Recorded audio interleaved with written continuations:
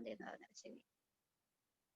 जवाब नहीं दोगे तो मुझे कैसे पता चलेगा? खाली आपने जूम ऐप खोल के बैठे हो ना, तो आप वीडियो ऑन करते हो कोई भी।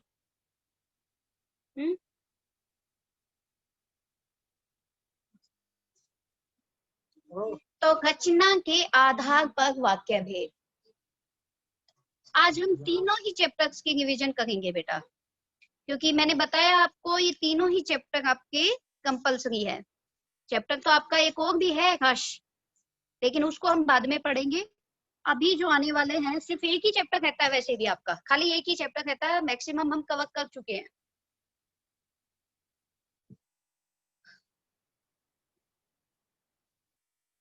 रचना के आधार पर वाक्य भेद।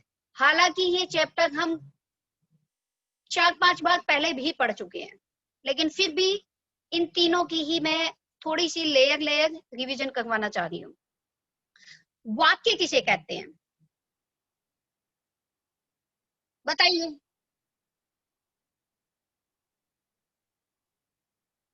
बताइए बेटा, किसी ने ध्यान दिया हो तो मुझे जवाब दीजिए, वाक्य किसे कहते हैं? मैम शब्दों के सार्थक समूह को।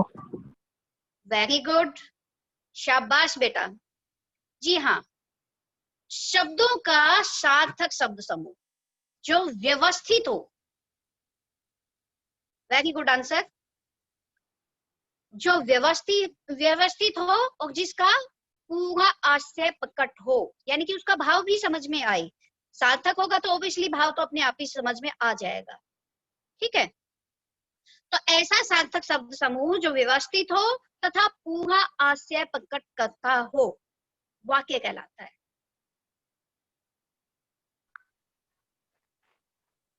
वाक्य की रचना कैसे होती है? वाक्य की रचना शब्दों या पदों के योग से होती है बेटा, है ना। कोई भी वाक्य हो उसमें बहुत सारे शब्द होंगे, कोई एक दो शब्द से तो वाक्य बन नहीं जाएगा, तो कुछ शब्द तो होंगे ही, तो उन शब्दों के योग से वाक्य की रचना होती है।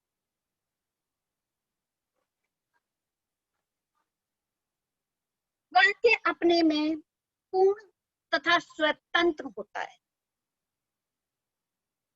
ठीक है, पूरा वाक्य होगा तभी तो समझ में आएगा। अगर हम आधी लाइन बोल दें और आधी ना बोले तो क्या उसका समझ में आएगा? क्या उसका आशय प्रकट होगा? नहीं होगा। या फिर हम उसको जंबल कर दे, इधर उधर लगा दें, क्रम के अनुसार ना लगाएं, तो भी उसका अर्थ प्रकट नहीं होगा, है ना। तो वाक्य अपने में पूर्ण तथा स्वतंत्र होता है। वाक्य किसी न किसी भाव या विचार को प्रकट कर पाने में सक्षम होता है। वाक्य के द्वारा ही तो हमें पता चलेगा कि इस बात का क्या भाव है? या इस बात के क्या विचार हैं। वाक्य किसी न किसी भाव या विचार को पूर्णतः प्रकट कर पाने में सक्षम होता है। Do you understand?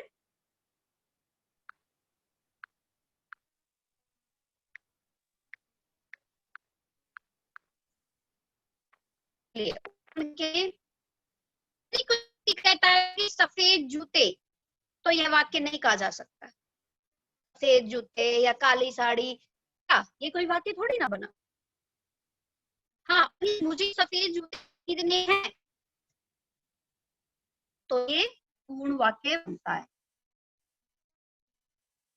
क्यों? क्योंकि यहाँ सफेद जूतों के में बहुत स्पष्ट प्रकट होगा।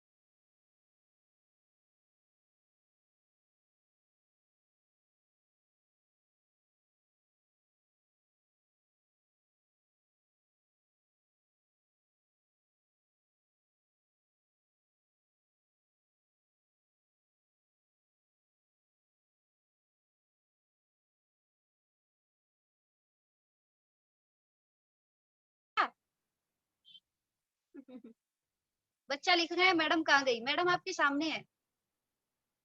हाँ जी, वाक्य की परिभाषा समझ में आ गई? Any doubt anyone?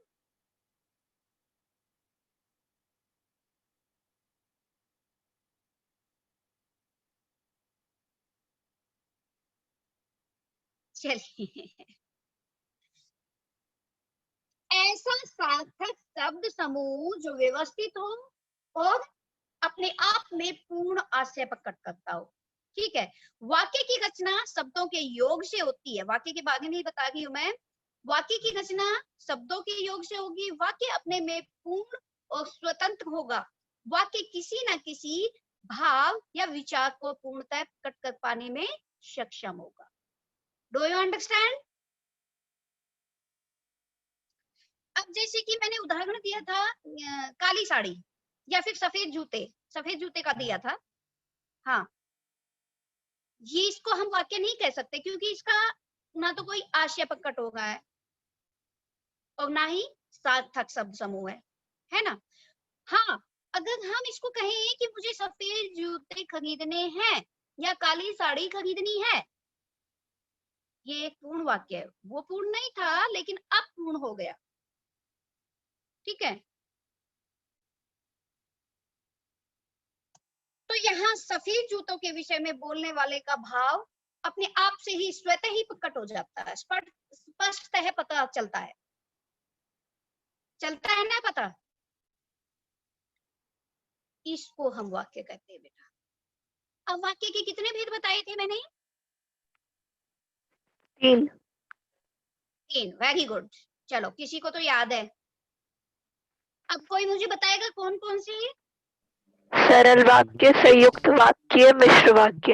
Very good कशिश, शाबाश बेटा, वेरी गुड। पहला हमने बताया सरल वाक्य। मिश्र से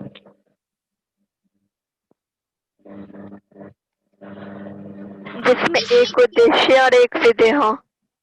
वेरी गुड आंसर। जी हाँ, उसमें एक ही उद्देश्य होगा, एक ही विधेय होगा, एक ही क्रिया काम करेगी, अतः यह एक ही वाक्य होता है। ठीक है, इसमें कोई अन्य उपवाक्य नहीं होते, केवल एक वाक्य होता है। और जैसा इसका नाम है, हमने ट्रिक के हिसाब से भी बताया, जैसा इसका नाम है सरल, ये अपने आप में वाकई में बहुत सरल होगा। दूसरा, ट्रिक के हिसाब से भी मैंने बताया, ये सबसे छोटा वाक्य होता है। ठीक है, अगर किसी को कुछ भी समझ में नहीं आएगा, कुछ भी समझ में नहीं आ रहा है, कोई बात नहीं, सरल वाक्य सबसे छोटा वाक्य होता है। ये तो समझ में आएगा। चलो 4-5 वाक्य लिखे, जो सबसे छोटा वही सरल वाक्य है, इतना तो कर ही दोगे। लेकिन हम खाली ट्रिक पे भी डिपेंड नहीं रह सकते, इसलिए मैं परिभाषाएं भी अच्छी तरह से बताऊंगी बेटा। इसमें केवल एक उद्देश्य, एक विधेय होता है। उद्देश्य कर्ता यानी कि सब्जेक्ट, और विधेय जो सब्जेक्ट के बारे में कहा जाए, यानी कर्ता के बारे में जो कहा जाए, उद्देश्य के बारे में जो कहा जाए, अर्थात प्रेडिकेट। क्लियर? इसमें एक ही क्रिया काम करती है, एक ही वाक्य होता है, इसमें कोई अन्य उपवाक्य नहीं होती। और कुछ भी समझ ना आए तो सबसे छोटा। ओके, सेकंड, संयुक्त वाक्य। संयुक्त जैसा कि उसका नाम है। पहली बात तो बेटा मैं हमेशा यही कहूंगी कि नाम में से उसकी परिभाषा निकालना सीखो। अगर नाम में से उसकी परिभाषा निकालना सीख गए तो जो दो वाक्य को जोड़े। जी हाँ, वेरी गुड।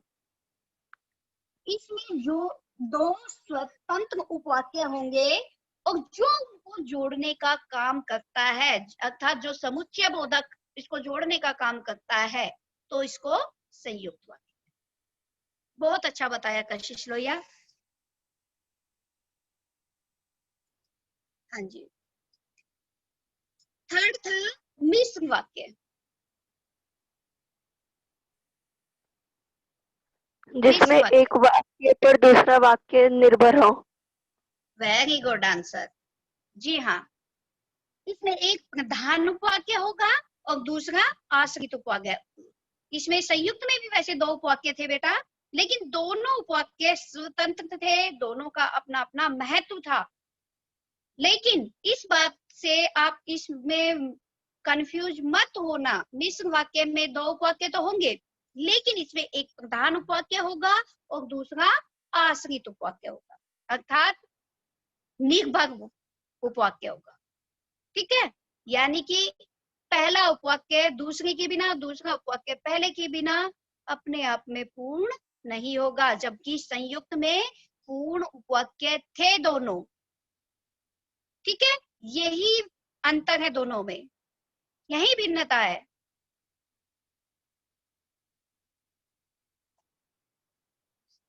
बेटा ये समझना बहुत बहुत बहुत ज्यादा जरूरी है आपका।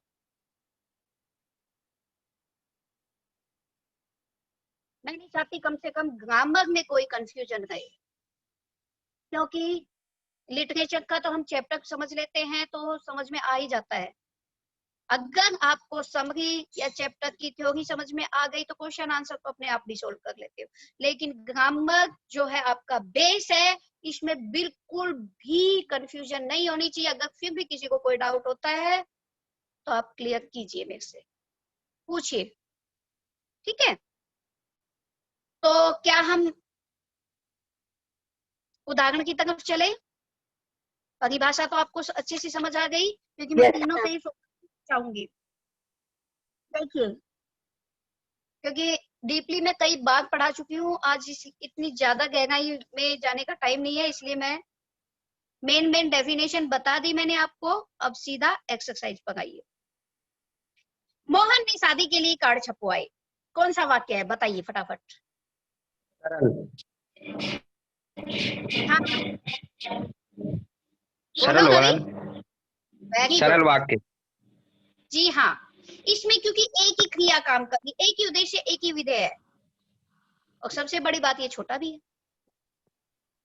लेकिन कहने जैसा उसका नाम है, उसके अकॉर्डिंग भी आप चेक कर सकते हो, इसलिए सरल वाक्य। ठीक है, झूठ बोलने वालों को कोई प्यार नहीं करता।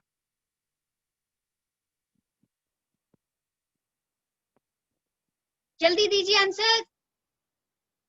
मिश्र वाक्य। कैसे? झूठ बोलने वालों को कोई प्यार नहीं करता? अरे ये तो अपने नाम के अकॉर्डिंग ही तो है, क्या इसमें कौन से निर्भर कर दिया आपने?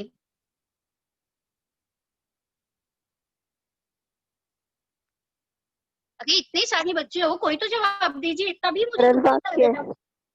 पहली बार नहीं पढ़ा रहे हो फिर भी जवाब नहीं दे पा रहे हैं। जी हाँ, जी हाँ कशिश, ये सरल वाक्य है। अब इसका मिश्र वाक्य बनाइए, बनाइए बनाइए।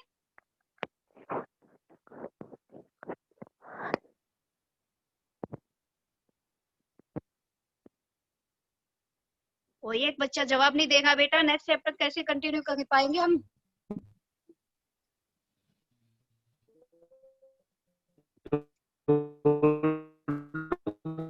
Very good, very good, very good. उसे कोई प्यार नहीं करता।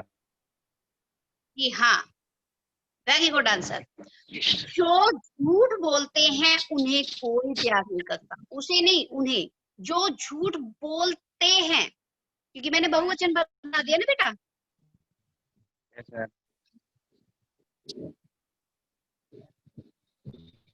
आज वाईफाई नहीं चला, ओहो, सारा नेट नहीं चल रहा है।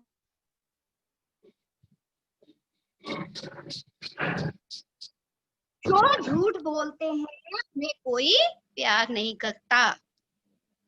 जब मैं स्टेशन पर पहुंचा, गाड़ी जा चुकी। मिश्र वाक्य। मिश्र वाक्य।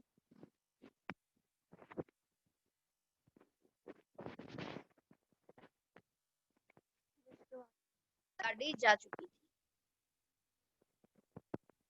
मिश्र।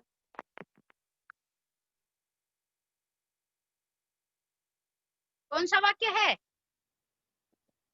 मिश्र वाक्य।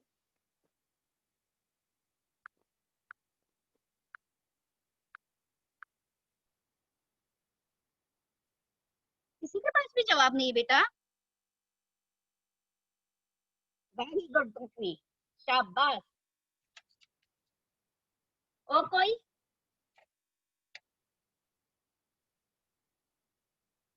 और कोई जवाब दीजिए।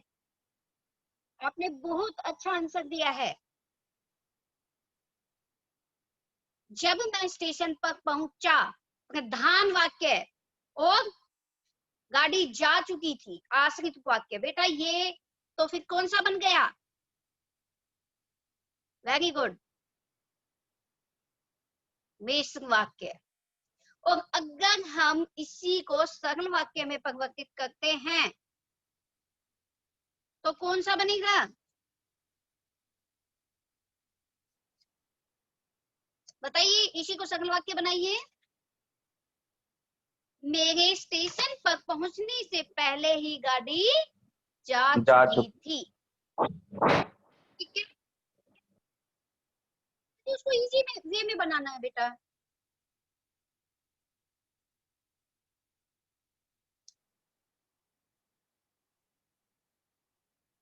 चलिए अब पढ़ते हैं हम वाच्य।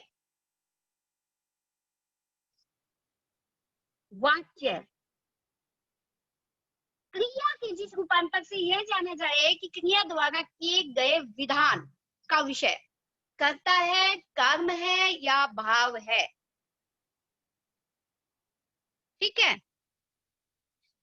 अगर क्रिया के रूपांतर से पता चले कि उसका विधान कर्ता है तो कर्तृवाच्य है, और अगर पता चले कि विधान का विषय कर्म है तो कर्मवाच्य है, और अगर पता चले विधान का विषय भाव है तो भाववाच्य।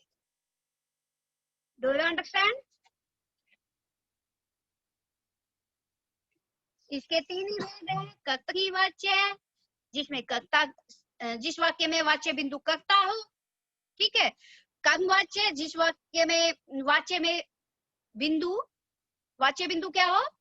कर्म, तो कर्मवाच्य। और अगर वाच्य बिंदु भाव है तो भाववाच्य।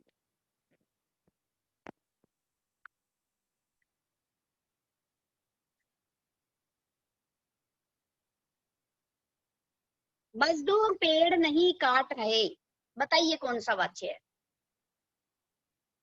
वाच्य पढ़ रही हूं मैं, अब वाक्य पे मत जाना, सेकंड चैप्टर शुरू कर चुकी हूँ, उसके बाद मिक्सअप बोलूंगी। इसको थोड़ा एक्सप्लेन कर दूं फिर सागे मिलाऊंगी।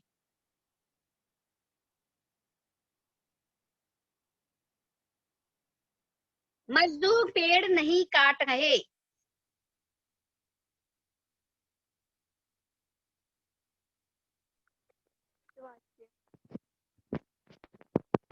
किसकी प्रधानता है? कर्ता की, कर्म की या भाव की?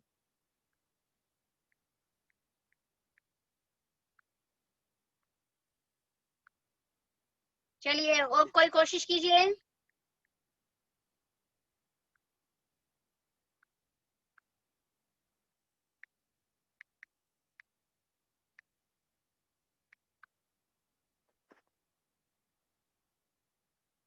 इतने सारे बच्चों में से किसी को भी समझ में नहीं आ रहा है क्या?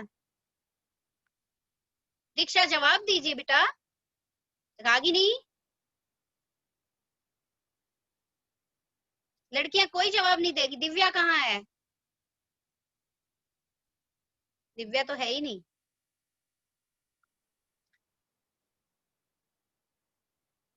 जबकि मैंने पहले ही बता दिया था तीनों चैप्टरों के रिवीजन कराऊंगी मैं, फिर भी बच्चे इग्नोर कर गए हैं।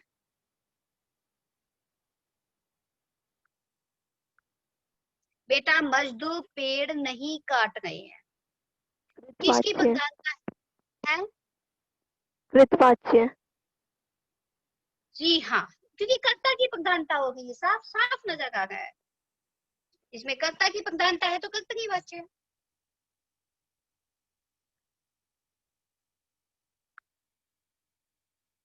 भगवान हमारी रक्षा करता है,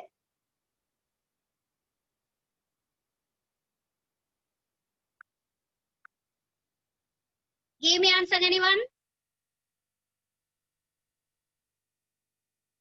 प्लीज। बेटा जवाब दीजिए।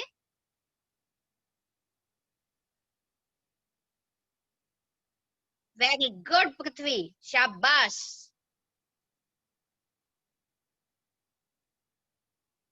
Anyone else?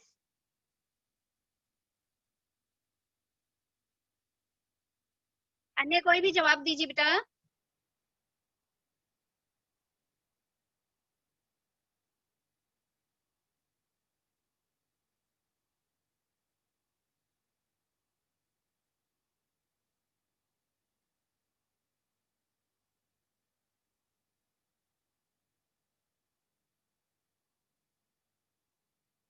Very good Devasmita, शाबाश। जी हाँ, आपका बहुत अच्छा जवाब है कर्तरी वाच्य, क्योंकि कर्ता की तो प्रधानता भगवान हमारी रक्षा करते हैं। अगर हम इसमें कर्म की प्रधानता कर दें तो क्या बनेगा? कर्म वाच्य बनाइए। भगवान के द्वारा हमारी रक्षा की जा रही है। वेरी गुड, शाबाश।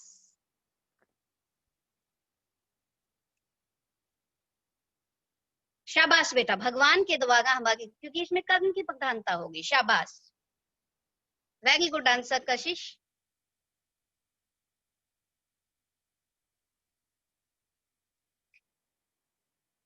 मैं बैठ नहीं सकता, मैं बैठ नहीं सकता।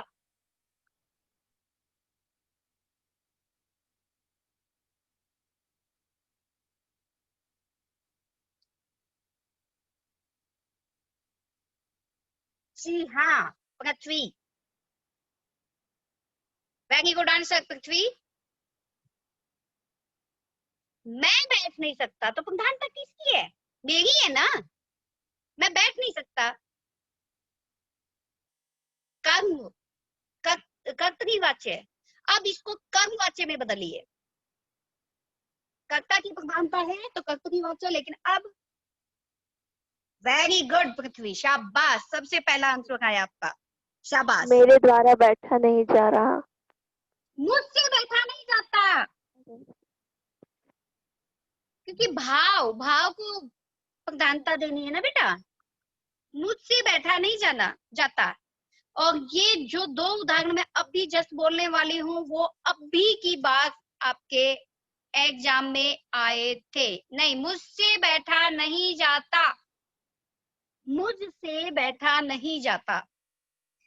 देखो, अब चले, ये अभी की बात 20 वाले इसमें आया था, 10th क्लास के एग्जाम में, हिंदी के एग्जाम में ये क्वेश्चन आया था। दोनों ही आए थे, दोनों ही पढ़ाऊंगी मैं आपको। अब चले भाववाच्य में बदलिए। हाँ, वेरी गुड आंसर, कर्तरीवाच्य है, शाबाश। अब चले, कर्तरीवाच्य है, इसको आप भाववाच्य में चेंज कीजिए। सेम एज इट इज, जैसे कि ऐसा ही आया है ये। वेरी गुड, पृथ्वी को समझ में आ गया, सबसे पहले आंसर देगा है सारे। वेरी गुड आंसर, सबसे पहला आंसर इसी का आ रहा है।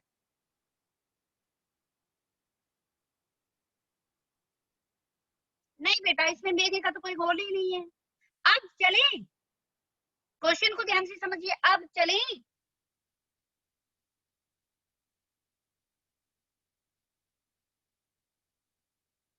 अब चला जाए।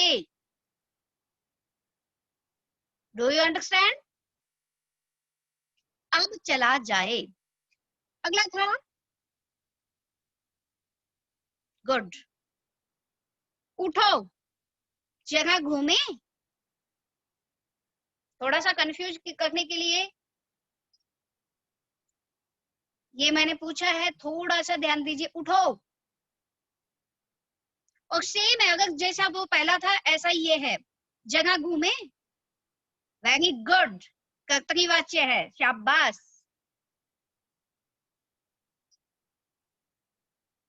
सबसे फर्स्ट आंसर इसी का ही आ रहा है बार बार। उठो, जगह घूमे, कर्तरीवाच्य है, इसको भाववाच्य में चेंज कीजिए।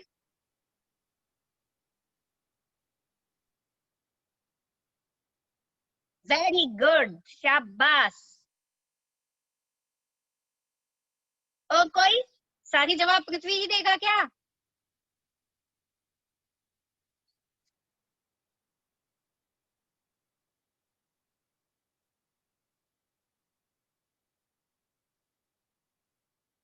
किसी को भी जवाब नहीं पता क्या? मुझे तो लगता है सारे सो गए हो, क्योंकि वीडियो तो आप ऑन करके दिखाओगे नहीं मुझे, है ना? कौन किस सिचुएशन में बैठा है, इसीलिए जवाब नहीं दे पा रहे हो आप लोग। उठो जरा, घूमे का भाव वाच्य बताइए।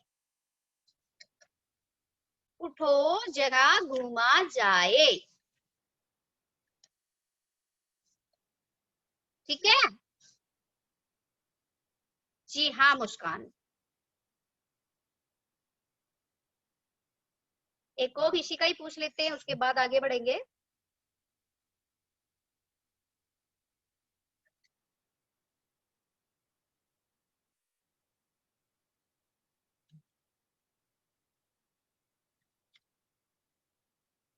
मैं इस गर्मी में सो नहीं सकता।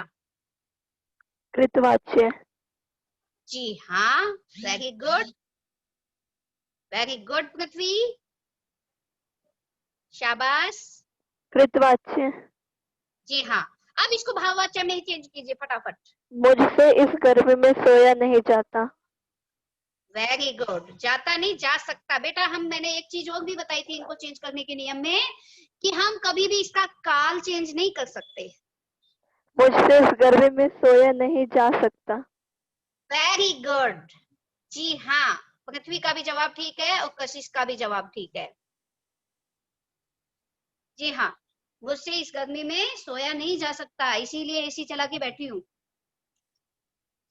लेकिन सोने का टाइम नहीं है। चलिए, very good answer all of you, शाबाश, थैंक यू। हाँ, अब आपका लास्ट कंसेप्ट में भी दो चार क्वेश्चन पूछ लेते हैं।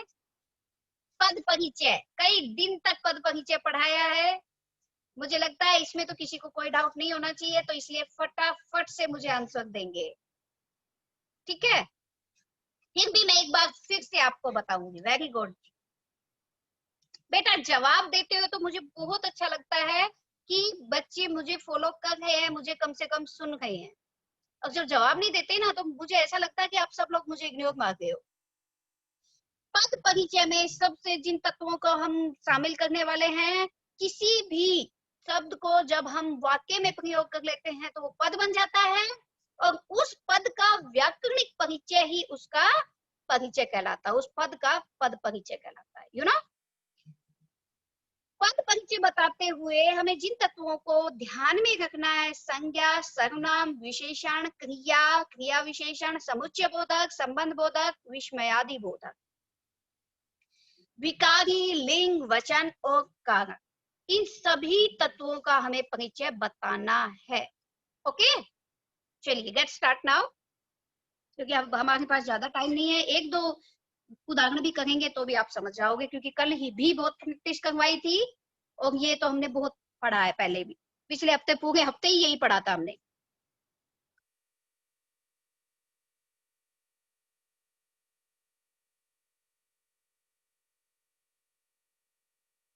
किसी विद्वान से बातचीत करने से ज्ञान बढ़ता है। मैं बढ़ता है को पदों रेखांकित करती हूँ।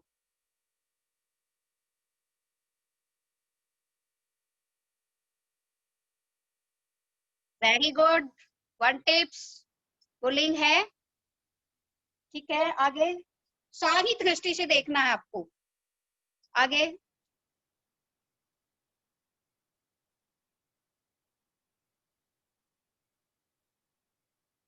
सभी बच्चे आंसर दो तभी अच्छा लगता है बेटा, एक दो ही बच्चे जवाब देंगे मुझे सिर्फ। अभी तक सिर्फ 3 बच्चों ने जवाब दिया है मुझे, पृथ्वी, रवि और कशिश। देवस्मिता ने भी दिया था, लेकिन बहुत कम। बाकी कोई भी बच्चा मुझे जवाब नहीं देगा है। Give me answer please. आपके समझ में जैसा भी आता है वो ही बता दीजिए, सही मैं बताऊंगी आपको। देखो बेटा, बढ़ता है यानी कि बढ़ना क्रिया है ना, तो सबसे फर्स्ट पॉइंट तो यही निकलता है, क्रिया है। जी हाँ,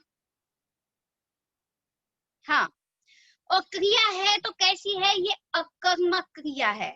क्योंकि इसमें कोई कर्म नहीं है। इसमें पूरी लाइन को हम ध्यान से देखते हैं, पूरे वाक्य को जब हम ध्यान से पढ़ते हैं, किसी विद्वान से बातचीत करने से ज्ञान बढ़ता है। तो इसमें कोई कर्म नहीं है, इसलिए अकर्मक वाक्य दिया है। वाक्य कौन सा है? किसी विद्वान से बातचीत करने से ज्ञान बढ़ता है। फिर से ध्यान से देखेंगे हम, अभी अभी हमने वाच्य पढ़ा है, तो ये कर्तरी वाच्य है ना। इसीलिए मैंने तीनों चैप्टर को साथ में लिया है, क्योंकि उसके पॉइंट्स भी इसमें आ गए हैं। तो ये उस दृष्टि से कर्तरी वाच्य है, ठीक है। दूसरा, किसी विद्वान से बातचीत करने से ज्ञान बढ़ता है, प्रेजेंट की बात हो रही है ना, अभी की बात हो रही है, तो वर्तमान काल। जी हाँ, वर्तमान काल। फिर से बेटा जितनी बात देखो, मैं एक तरीका और भी बताती हूँ। कोई क्वेश्चन में आप अगर कंफ्यूज हो, कोई क्वेश्चन समझ नहीं आएगा, उस क्वेश्चन को भाग भाग पढ़िए,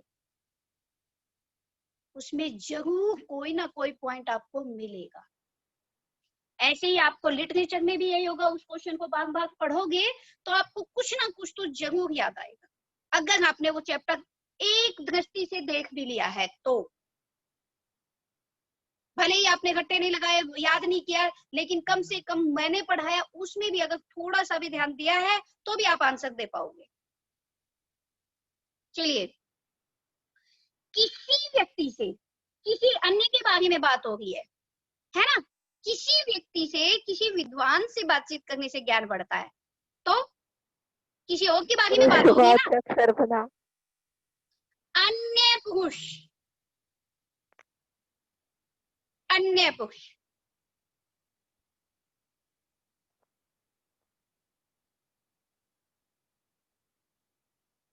और एक वचन तो है ही। ये पॉइंट किसी ने नहीं बताया मुझे, है ना। चलिए,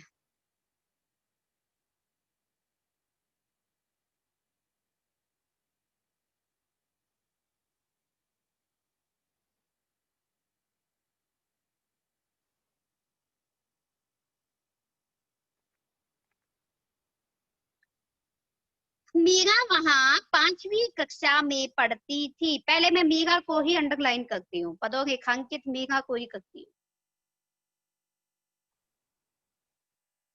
मीरा, सीमा, नेहा, कुछ भी हो सकता है। मीरा संज्ञावाचक, वेरी गुड, व्यक्तिवाचक, स्त्रीलिंग, वचन, एक वचन, कर्ता, कारक। शाबाश, वेरी गुड कशिश। सारे पॉइंट आपने जेन्युइन बताए, बहुत अच्छे पॉइंट्स बताए, सारे पॉइंट बहुत अच्छे बताए आपने। संज्ञा है क्योंकि उसका नाम है, पार्टिकुलर नाम है इसलिए व्यक्तिवाचक संज्ञा है, लड़की है इसलिए स्त्रीलिंग है, एक है इसलिए एक वचन है, और कर्ता भी तो वही है,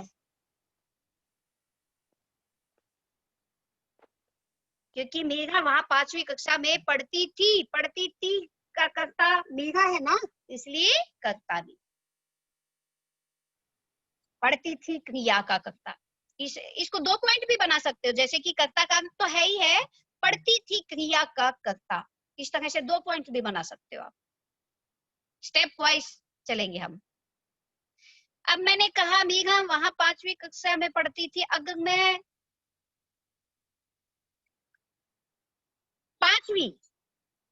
पांचवी कोई पदों रेखांकित करती हूँ। विशेषण।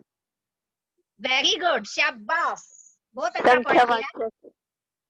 दोनों संख्यावाचक। जी हाँ, अधिकरण कारक। 5वीं कक्षा में, शाबाश, जी हाँ।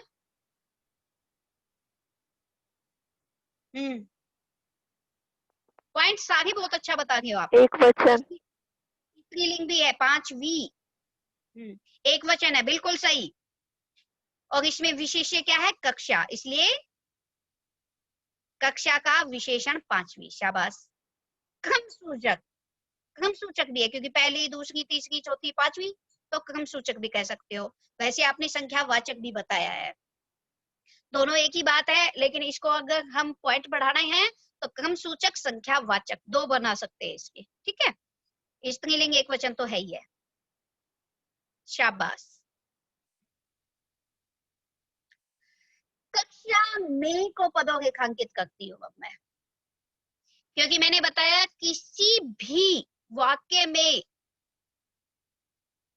जो शब्द प्रयोग हो जाता है वो सारे के सारे पद कहलाते हैं। तो मैं किसी भी पद का पूछ सकती हूँ आपसे, इसलिए अब मैं पूछती हूँ आपसे कक्षा में संज्ञा संज्ञा, जातिवाचक, स्त्रीलिंग, वेरी एक गुड। वचन, अधिकरण कारक। हाँ, सारे पॉइंट बहुत अच्छे बता रहे हो आप। और ये पृथ्वी, थैंक यू पृथ्वी, आपने भी सारे पॉइंट्स बहुत अच्छे बताए हैं, शाबाश।